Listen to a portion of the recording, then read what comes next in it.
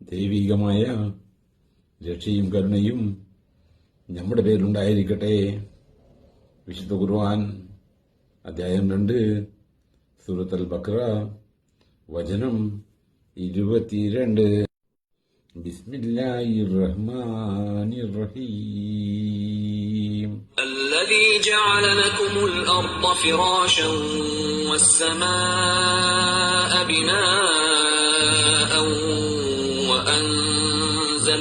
وأنزل من السماء ماء فأخرج به من الثمرات رزقا لكم فلا تجعلوا لله أندادا وأنتم تعلمون.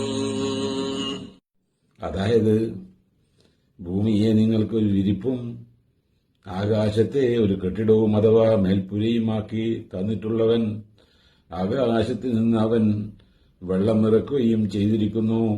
എന്നിട്ട് അതുമൂലം നിങ്ങൾക്ക് ആഹാരത്തിന്റെ ഫലങ്ങളിൽ നിന്നും പലതും ഉൽപ്പാദിപ്പിക്കുകയും ചെയ്തിരിക്കുന്നു. ആകയാൽ നിങ്ങൾ അല്ലാഹുവിന് സമന്മാരം ഉണ്ടാക്കരുത്, നിങ്ങൾ അറിഞ്ഞുകൊണ്ട് തന്നെ